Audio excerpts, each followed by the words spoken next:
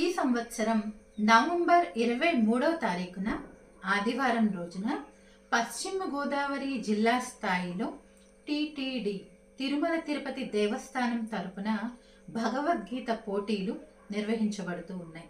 ఆకువీడులో భ్రమరాంబ సమేత మల్లేశ్వర స్వామి, వెంకటేశ్వర స్వామి వాళ్ళ సన్నిధిలో ఈ పోటీలు నిర్వహించబడతాయి. ఈ పోటీల్లో పాల్గొనటానికి 6వ తరగతి నుంచి కూడా 45 సంవత్సరాల వయసు వారందరూ కూడా అర్హులు. అంటే 6వ తరగతి చదివే పిల్లల దగ్గర నుంచి 45 ఏళ్ల వరకు మధ్యలో ఉన్న వాళ్ళంతా కూడా అర్హులు. దీన్ని 3 విభాగాల కింద చెప్పారు. 6వ తరగతి నుంచి 9వ తరగతి వరకు ఒక విభాగం. వీరికి 14వ అధ్యాయంలో ఉన్న శ్లోకాలన్నీ కూడా చెప్పాలి. గుణత్రయ విభాగ యోగంలో ఉన్న శ్లోకాలన్నీ చెప్పాలి. ఇక 2వ విభాగం వచ్చేసి 10వ తరగతి నుంచి inter first year, second year. వీరికి 16వ అధ్యాయం చెప్పారు. 16వ అధ్యాయంలో ఉన్నటువంటి శ్లోకాలన్నీ కూడా వీరు చెప్పాలి.